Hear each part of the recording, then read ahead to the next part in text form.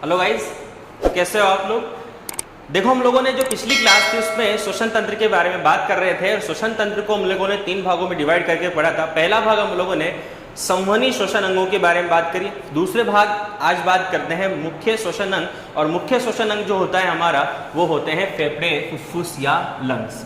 तो बात करते हैं मुख्य श्वसन अंग के बारे में, और मुख्य श्वसन अंग जो होते हैं वो होते हैं फेफड़े या फिर फुफ्फुस, या इंग्लिश में बोलते हैं लंग्स।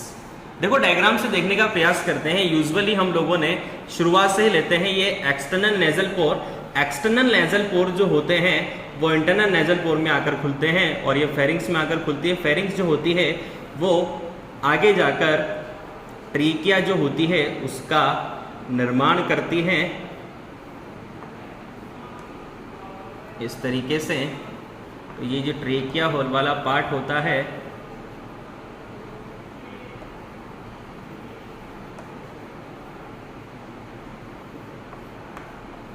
ट्रेकिया जो होती है वो आगे जाकर 2 भागों में डिवाइड हो जाती है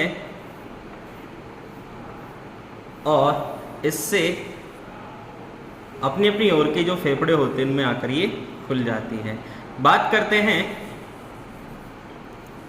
इनकी जो फेफड़े जो होते हैं, ये दायां वाला भाग होता है यानी दायां फेफड़ा, और ये बायां फेफड़ा होता है।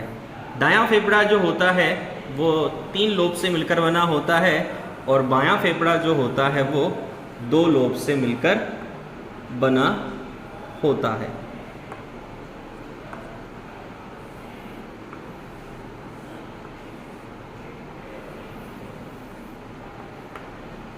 ठीक है। ऊपर वाली जो लोब होती है उसे बोलते हैं लेफ्ट सुपीरियर लोब, और नीचे वाली को बोलते हैं लेफ्ट इंफीरियर लोब। इसे बोलते हैं राइट सुपीरियर लोब, इसे बोलते हैं राइट मिडिल लोब, और इसे बोलते हैं राइट इंफीरियर लोब। अब यूजुअली क्या होता है, ये तो है एक्सटर्नल नेजल पोर,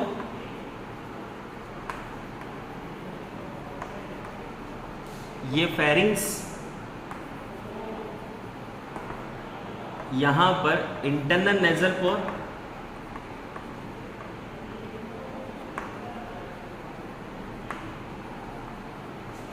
ये लैरिंग्स, ठीक है, ये ट्रेकिया। अब ये जो ट्रेकिया जो होता है आगे जाकर 2 पार्ट्स में डिवाइड हो जाता है, 2 भागों में। अपने अपने ओर के फेफड़ों में ये भाग खुलते हैं जिसे कहा जाता है ब्रोंकी या श्वसनी, और ये ब्रोंकी या श्वसनी जो होती है वो आगे जाकर फिर 2 भागों में विभक्त हो जाती है इस तरीके से। ये तो कहलाती है प्राथमिक ब्रोंकी, ये कहलाती है द्वितीयक श्वसनी यानी सेकेंडरी ब्रोंकी, और द्वितीयक श्वसनी भी आगे जाकर 2 भागों में डिवाइड हो जाती है जिसे कहा जाता है तृतीयक श्वसनी। और ये तृतीयक श्वसनी जो होती है आगे जाकर छोटी छोटी कूपिकीय नलिकाओं की संरचना बनाती है जिसे कूपिकीय नलिका कहा जाता है। कूपिकीय नलिका यानी एल्वियोलर डक्ट, और इन एल्वियोलर डक्ट जो होती है उस पर पाई जाती है एल्वियोली यानी कूपिका, जो 75 करोड़ होती हैं। अब ये एल्वियोलीज जो होती हैं वो अंगूर के गुच्छे के समान पूरे के पूरे जो लंग्स होता है उसमें फैली होती हैं। तो ये एल्वियोलीज जो होती हैं वो कुल मिला के देखा जाए तो एक विशेष प्रकार के वृक्ष के समान शाखाओं में बढ़ जाती है, इसलिए इसे श्वसन वृक्ष कहा जाता है, जिसके बारे में हम लोगों ने कल बात कर ली थी। तो हम लोग आज बात कर रहे थे फेफड़ों के बारे में। तो फेफड़ों के बारे में अगर बात करते हैं तो सबसे पहले तो इसके ओरिजिन की बात करें तो ओरिजिन इसका एंडोडर्म, पूरे रेस्पिरेटरी सिस्टम का ओरिजिन जो होता है वो एंडोडर्म होता है। फेफड़े जो होते हैं वो दो भागों में डिवाइड होते हैं। उसके साथ इसके पोजीशन यानी स्थिति की बात कर लेते हैं तो इसकी जो स्थिति होती है वो वक्ष गुहा जो होती है उसमें उपस्थित होती है। यानी वक्ष गुहा जो होती है उसमें एक जोड़ी जो फेफड़े जो होते हैं वो प्रेजेंट होते हैं। ये वक्ष गुहा, देखो ये सिर भाग होता है, ये ग्रीवा भाग होता है, ये वक्ष भाग। तो वक्ष की जो गुहा होती है वो वक्ष गुहा कहलाती है। आगे बात कर लेते हैं वक्ष गुहा में ये दोनों फेफड़े प्रेजेंट होते हैं। तो सबसे पहले बात कर लेते हैं दायां फेफड़ा।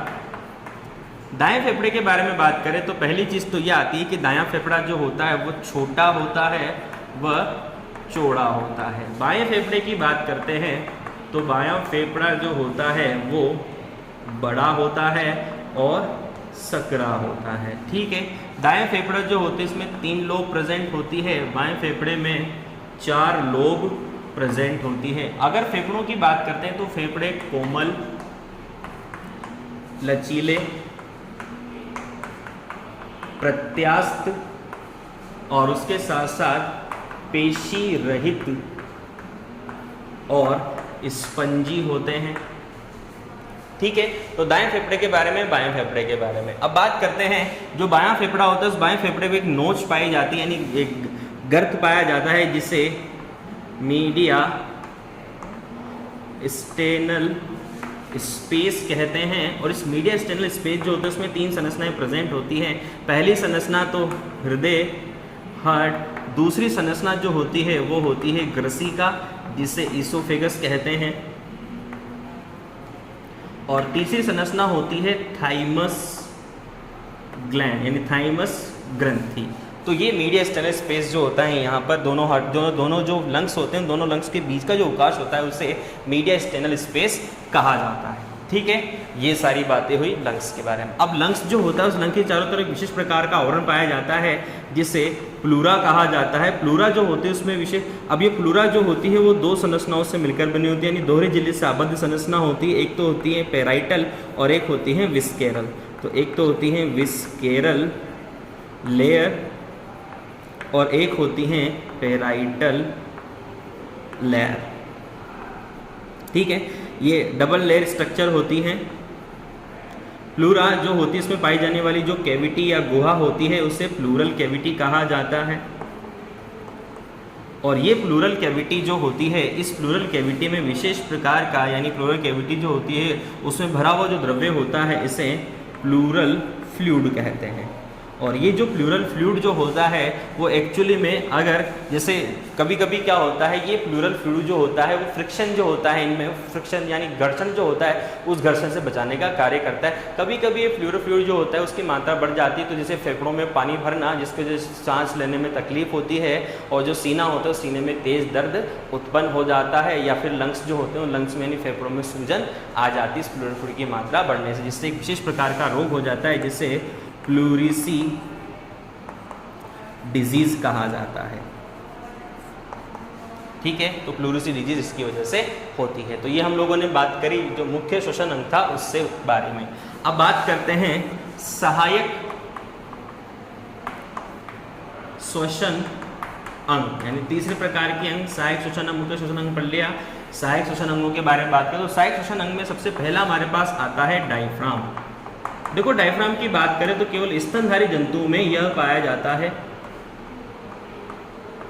स्तनधारी जंतुओं में उपस्थित। स्तनधारी जंतुओं में डायफ्राम उपस्थित होता है। इसमें विशेष प्रकार की अरीय पेशियां प्रेजेंट होती हैं और श्वसन में, यानी श्वसन क्रिया जो होती है, श्वसन क्रिया में लगभग 75% मदद करता है श्वसन क्रिया में, यानी 75% जो हेल्प होती है वो डायफ्राम की वजह से होती है। जब श्वास भरते हैं फेफड़ों में तो फेफड़ों के दबाव के कारण ये जो होता है चपटा हो जाता है, और जब फेफड़ों से वायु बाहर निकलती है तो ये गुंबदाकार हो जाता है। उसके बाद बात करें प्रसव क्रिया जो होती है, उस प्रसव क्रिया में भी ये सहायक होता है। प्रसव क्रिया के साथ साथ मूत्र निष्कासन जो होता है, यानी मूत्र त्याग जो होता है उस मूत्र त्याग में भी ये बहुत ज़्यादा हेल्पफुल होता है, श्वसन क्रिया में हेल्पफुल होता ही है। ठीक है, आगे बात करते हैं डायफ्राम जो होता है। डायफ्राम के बाद बात करते हैं पसलियों की, जिन्हें रिब्स कहा जाता है। देखो यूजुअली क्या होता है, मनुष्य जो होता है, मनुष्य का जो फेफड़े जो होते हैं वो पसलियों से कवर्ड होते हैं। कुल मिला के एक परशु का पिंजर होता है, उस परशु का पिंजर में हमारे लंग्स जो होते हैं वो सुरक्षित होते हैं। जैसे देखा जाए तो मध्य वाला जो भाग होता है यहाँ पर स्टर्नम प्रेजेंट होती है और पीछे रीढ़ की हड्डी जिसे वर्टिबल कोलन या कशरुक दंड कहा जाता है। तो कशरुक दंड और स्टर्नम जो होते हैं उनके बीच में हमारी फसलियाँ प्रेजेंट होती हैं। तो ये तीनों मिलकर एक विशेष प्रकार की परशु का पिंजर जैसे संरचना बनाती है। परशु का पिंजर जैसे संरचना में हमारे शरीर के कोमल अंग जैसे हार्ट और हार्ट के साथ साथ हमारे जो लंग्स जो होते हैं, फेफड़े जो होते हैं, वो इसमें सुरक्षित रहते हैं। तो वही बात है कि फसलियाँ जो होती हैं वो मनुष्य में 12 जोड़ी होती हैं और इन 12 जोड़ी फसलियां जो होती हैं, सपोज 1 और ये 2, इन 12 जोड़ी फसलियों के बीच बीच में मध्य में एक विशेष प्रकार की पेशियां पाई जाती हैं जिन्हें कहा जाता है इंटरकोस्टल मसल। और ये इंटरकोस्टल मसल जो होता है उसे हिंदी में परशु की पेशियां कहा जाता है। तो आप लोग इंग्लिश में याद रखें इंटरकोस्टल मसल। ये इंटरकोस्टल मसल जो होती है वो 2 प्रकार की होती है। एक तो होती हैं एक्सटर्नल और एक होती हैं इंटरनल। तो एक्सटर्नल इंटरकोस्टल मसल और इंटरनल इंटरकोस्टल मसल। तो होता क्या है कि जैसे 2 पसलियां, 2 पसलियों के बीच में एक दूसरे से क्रॉस रूप में व्यवस्थित होती हैं। एक पसली के ऊपर से जुड़ी होती है तो दूसरी पसली के नीचे से जुड़ी होंगी, और एक पसली के नीचे से जुड़ी हो तो दूसरी पसली के ये ऊपर से जुड़ी होंगी। यानी कुल मिला के आपको ध्यान रखना है कि जैसे एक पर एक, जैसे एक्सटर्नल इंटरकोस्टल मसल, तो एक्सटर्नल इंटरकोस्टल मसल ऊपर वाली जो पसली उसका ऊपरी सिरा ऊपर से जुड़ा होता है, निचला सिरा नीचे से जुड़ा होता है। और इंटरनल इंटरकोस्टल का मसल का ऊपर वाला तो नीचे से जुड़ा होता है और नीचे वाला जो होता है वो ऊपर से इस तरीके से जुड़ा होता है। यानी कुल मिला के ये ऊपर से जुड़ा होगा और ये नीचे से इस तरीके से जुड़ा होगा। तो एक क्रॉस लाइक स्ट्रक्चर बनती है एक्सटर्नल और इंटरनल इंटरकोस्टल मसल जो होती है उनके मध्य। तो अगर 12 जोड़ी फसलियां होती तो इसका मतलब इंटरकोस्टल मसल कितनी होंगी? 11 जोड़ी। तो याद रखना इंटरकोस्टल मसल जो होती है वो 11 जोड़ी होती है, 12 जोड़ी फसलियों के बीच में पाई जाती हैं, हर फसली के बीच बीच में उपस्थित होती हैं। और इनके संकुचन मात्र से ही जो वक्ष गुहा जो होती है उस वक्ष गुहा का जो आयतन होता है वो बढ़ता है। जब इंस्पायरेशन एक्सपायरेशन की जो प्रक्रिया जब हम लोग पढ़ेंगे, मैकेनिज्म जब पढ़ेंगे श्वसन की या संवर्धन की, ब्रीथिंग की, तो उसमें बात करेंगे इन पेशियों में जो संकुचन होता है, संकुचन से एक खिंचाव उत्पन्न होता है जिससे फसलियाँ जो होती हैं वो बाहर की तरफ आती हैं, यानी ऊपर और बाहर की तरफ सरकती हैं, जिससे वक्ष गुहा का आयतन बढ़ जाता है। और वक्ष गुहा के आयतन बढ़ने से जो फेफड़े जो होते हैं उन फेफड़ों को फूलने के लिए आसानी से जगह मिल जाती है, उनका दाब जो होता है वो कम हो जाता है, प्रेशर जो होता है वो कम हो जाता है फेफड़ों पर। तो ये इस तरह से एक्सटर्नल और इंटरकोस्टल मसल जो होती हैं वो इसमें 11 जोड़ी पाई जाती हैं। तो इस प्रकार से हम लोगों ने जो श्वसन तंत्र था उस श्वसन तंत्र से संबंधित पूरे जो तंत्र था उस तंत्र से रिलेटेड सारे अंगों के बारे में बात कर ली। इसे हम लोगों ने 3 भागों में पढ़ा। यानी जो सबसे पहले होते हैं संवहनी श्वसन अंग। संवहनी श्वसन अंग में हम लोगों ने 3 ऑर्गन के बारे में बात करी। पहला ऑर्गन नासिका पढ़ा, दूसरा ऑर्गन जो था हमारा वो हम लोगों ने पढ़ा ग्रसनी, और तीसरा ऑर्गन हम लोगों ने पढ़ा जो विंड पाइप जो होता है यानी वायुनाल। और वायुनाल में 2 अंगों के बारे में बात करी, लैरिंक्स यानी कंठ के बारे में बात करी और दूसरा भाग ट्रेकिया के बारे में बात करें। मुख्य श्वसन अंग में केवल हमने फेफड़ों के बारे में बात करी, और सहायक श्वसन अंग जो श्वसन में सहायता करते हैं उनके बारे में दो के बारे में बात करी, डायफ्राम और उससे रिलेटेड जो पसलियाँ होती, पसलियों से रिलेटेड हमने जो अंतर परशु की पेशियाँ जो होती है, बाह्य परशु की पेशियाँ जो होती है जिन्हें एक्सटर्नल इंटरकोस्टल मसल और इंटरनल इंटरकोस्टल मसल कहा जाता है। तो ये पेशियाँ जो होती हैं वो श्वसन में सहायता करती हैं। अब हम लोग नेक्स्ट टॉपिक जो पढ़ेंगे वो पढ़ेंगे श्वसन की क्रियाविधि। तो श्वसन की क्रियाविधि की अगर बात करते हैं तो श्वसन की क्रियाविधि जो होती है वो 2 प्रकार से संपन्न होती है। अगर देखा जाए तो एक तो होता है बाह्य श्वसन और एक होता है आंतरिक श्वसन। आपका जो सिलेबस है उसमें केवल बाह्य श्वसन तक ही दे रखा है, सिलेबस में आंतरिक श्वसन के बारे में ज़्यादा डिटेल नहीं दे रखी है। तो देखो उसको भी डिस्क्राइब कर लेते हैं। यूजुअली क्या होता है, जैसे सबसे पहले बाह्य वातावरण, बाह्य वातावरण की बात करते हैं तो बाह्य वातावरण से O2 और CO2, ये ऑक्सीजन और ये CO2 बाह्य वातावरण से कहाँ जाएगी? ये फेफड़ों में। तो फेफड़ों में एक्सचेंज हो ना, बाह्य वातावरण से फेफड़ों के मध्य O2 CO2 का आदान प्रदान जो होता है वो कहलाता है बाह्य श्वसन। ठीक है। अब फेफड़े और रुधिर, तो फेफड़े और रुधिर के मध्य O2 CO2 का आदान प्रदान और रुधिर तथा कोशिका, इस रुधिर और कोशिका के मध्य O2 और CO2 का आदान प्रदान, ये टोटल कहलाता है आंतरिक श्वसन। तो हमारे जो सिलेबस उसमें दे रखा है बाह्य वातावरण और फेफड़ों के मध्य O2 CO2 का आदान प्रदान, जिसे संवातन या ब्रीथिंग कहा जाता है। तो ये संवातन या ब्रीथिंग जो प्रक्रिया होती है वो 2 चरणों में कंप्लीट होती है। एक तो होता है अंतः श्वसन और एक होता है निःश्वसन। अंतः श्वसन का मतलब इंस्पायरेशन या इनहेलेशन, और जो निःश्वसन जो होता है उसका मतलब होता है एक्सपायरेशन या इकेलेशन। तो इसके बारे में हम लोग कल बात करेंगे, तो पूरी मैकेनिज्म के बारे में बात करेंगे। और इसके बाद हम लोग मैकेनिज्म को कंप्लीट करने के बाद 2 टॉपिक जो और हैं, वॉल्यूम एंड कैपेसिटी, उसके बारे में बात करेंगे। तो आज के लिए इतना ही। Thank you so much. देखो एक चीज़ का और आप लोगों को और ध्यान रखना है, यूजुअली क्या होता है, ये जो लंग्स जो होते हैं, इस लंग्स में जो कुपिकाएं जो होती हैं, इन कुपिकाओं के बारे में अगर बात करते हैं तो ये कुपिकाओं की संख्या 75 करोड़ होती है। और ये कुपिका जो होती है वो श्वसन की संरचनात्मक और क्रिया, यानी फेफड़े जो होते हैं उन फेफड़ों की संरचनात्मक और क्रियात्मक इकाई होती है।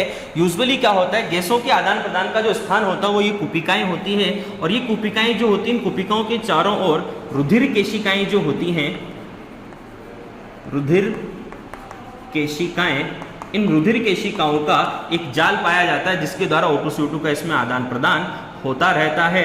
और ये कुपिकाएं जो होती हैं एक विशेष प्रकार की संरचना के रूप में होती है। फेफड़ों की संरचनात्मक और क्रियात्मक इकाई होती है। फेफड़ों की संरचना जो होती है वो इसी की वजह से इस प्रकार की होती है। फेफड़ों की संरचना का निर्माण भी ये करती है, और इसके अंदर जो मैकेनिज्म जो होती है, क्रियात्मक इकाई जो होती है, वो भी इसी की वजह से होते हैं। इसकी जो भित्ति जो होती है, यानी इसकी जो भित्ति होती है, इसकी भित्ति जो होती है वो सरल शल्काकार उपकला की बनी होती है। और उसी के साथ इसमें इसकी जो भित्ति जो होती है इसमें 2 प्रकार की कोशिकाएं पाई जाती हैं। एक कोशिका तो पाई जाती है न्यूमेटोसाइट सेल, और एक पाई जाती है डस्ट सेल। न्यूमेटोसाइट सेल की बात करें तो ये लेसिथीन जो होती है, उस लेसिथीन का स्त्रवण करती जो एक प्रकार का फास्फोलिपिड होता है जो कुपिकाओं को पिचकने से बचाता है। और डस्ट सेल जो होती है एक प्रकार की भक्षण कोशिकाएं होती हैं, यानी भक्षण करने वाली कोशिकाएं होती हैं, हानिकारक जीवाणु बैक्टीरिया को नष्ट करने का कार्य करते हैं। तो इस चीज़ का और ध्यान रखें।